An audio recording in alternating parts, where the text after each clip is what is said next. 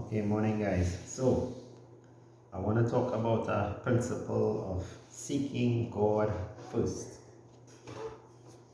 Seeking God first and putting God first, right? And what happens when you do those things, right? Seeking God first and putting God first is making God number one in your life, making God your priority, right? Having no other gods before Him. It's an important thing, right? So a lot of people, they are about seeking money first, because money, they believe, will make them happy. So guess what they do? They seek God for money. So you are, God says you shall have no other gods before me, but yet money is a god, is your god, because you believe that money is the solution to all your problems in life.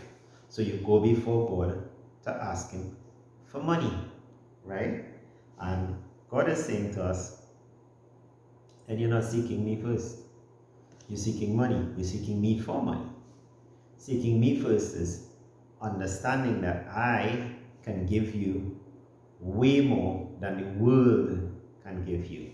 And I agree, money can give you certain things and can do certain things for you, but God can do way better, guys. Money cannot even start to scratch the surface of what God could do for you. So the message is here, put God first. Do not put making money first, right? And what He says in Matthew 6:33, He says, when you do that, right, I will sort you out. I will meet your needs. I will give you all the things that the world wants, right? So we'll come back to Matthew 6:33, but I want to look at 1 Kings 3:5-30. And it is a story about Solomon. And Solomon, he loved the Lord, right? And he came before the God. The Lord asked him, tell me, what is it you want, Solomon? Right? And Solomon did not ask for riches. You know what he asked for? Wisdom. He asked for something of God that the world cannot give him, because he realized that money ain't gonna do nothing. Right? He realized he needed more of God in his life. Right? So in his request, he sought the Lord for wisdom. And what the Lord did? Because you are seeking me, you're seeking my kingdom, you have put me first, right? I'm going to give you all the riches. I'm going to make you the richest man in the world. And therein lies the key to your prosperity. What is the key to your prosperity? Do not make money your God. Make God your God. Make God your source of everything, right? Of finances, but also of joy, of peace, of gladness, of righteousness, right? Let God be your God, right? And do you understand that, right? So if you look at the book of um, James, chapter 4, verse 1 to 4, he talks about loving the world. And if you ask amiss, right, you will not get. So if you are coming before the Lord and you are asking Him for finances, guys, and you're asking Him for financial blessings, but money is your God, you are lusting over it, you need it to fulfill your whatever in life, you needed to buy stuff of the world, or you're in debt because you're buying up a ton of worldly stuff, and so you need more money. You don't need more money to give, and to be a blessing. You need more money to fill your pockets. You need your money to meet your needs, and your needs is what? The things of the world. Your needs is the big screen, the vehicle, the house, your lifestyle, your lavishness. That's what you need more money for. And therefore you come to God for more money to feed your lusts. Let's read it. Let's pull the book of James, right? Get it here. Give me a second there.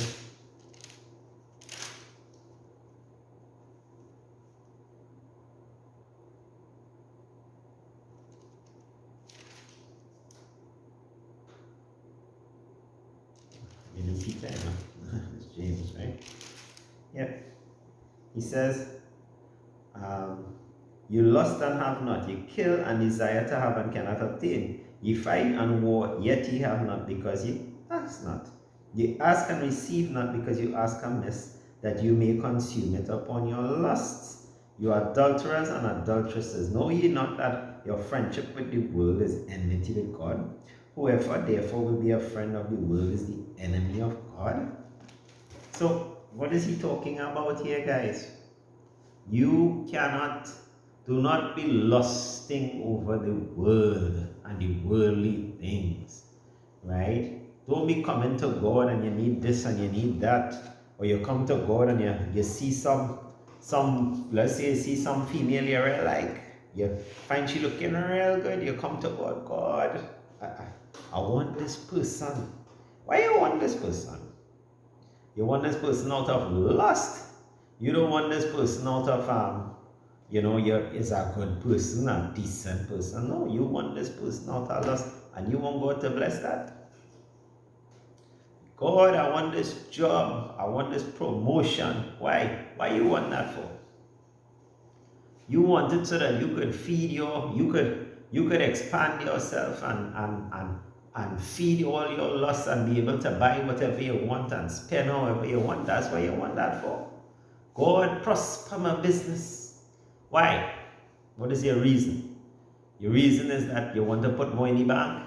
You want to feel better than others. You want to, all the lusts of the world. You want to be able to buy up a storm.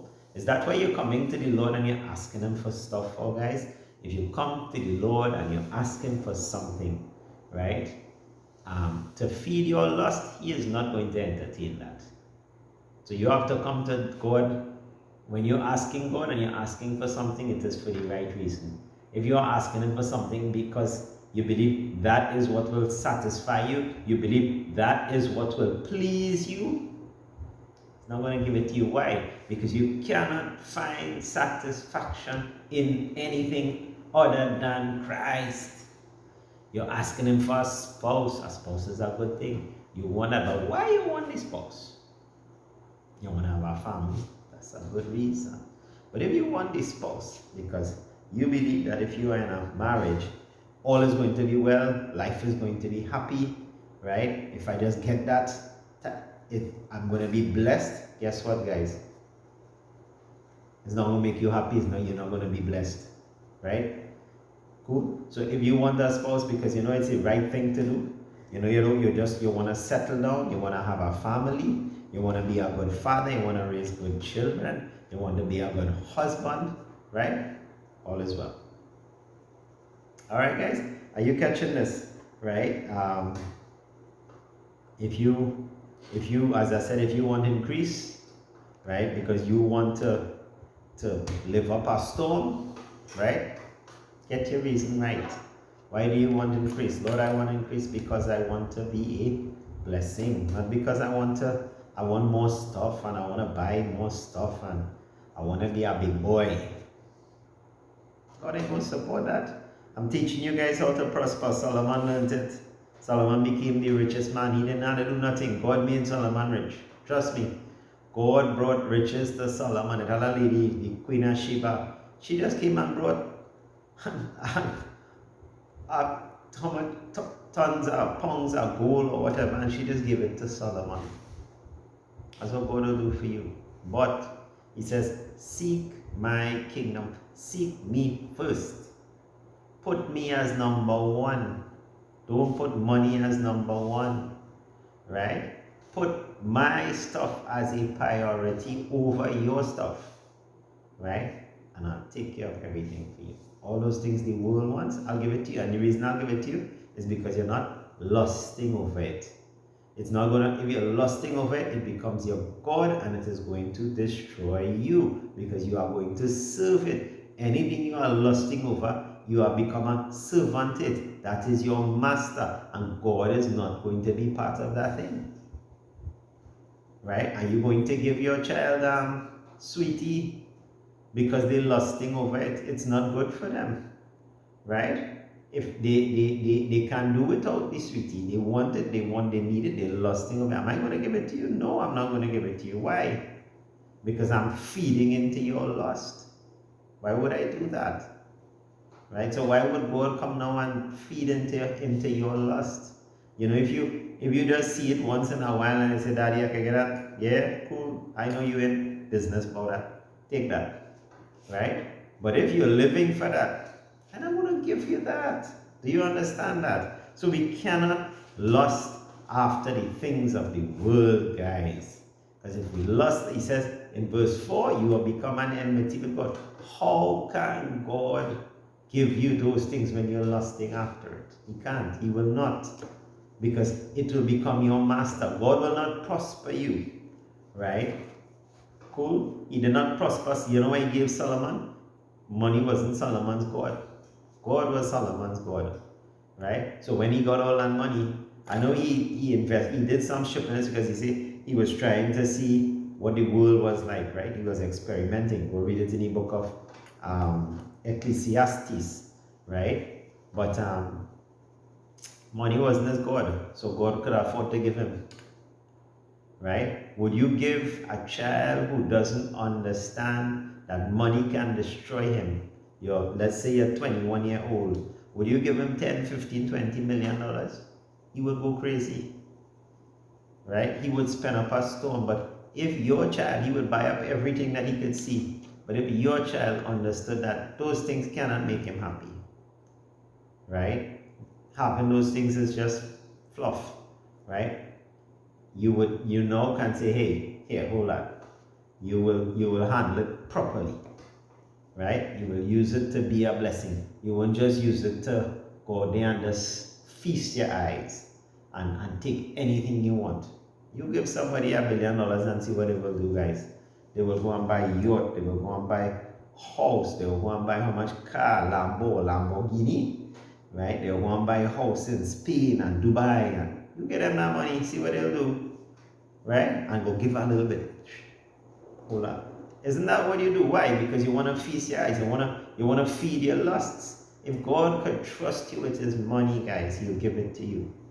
Right? But if all you do is want to feed your lust, he will not give it to you. So this is a key to prosperity. Do you understand that? Seek God first.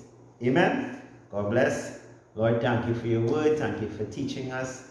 Thank you for your revelation. I pray, Lord, that this word be received with gladness. We love you and we glorify you. And, Lord, you anoint this word and send it out to touch lives. In Jesus' name, amen. God bless, guys. Bye.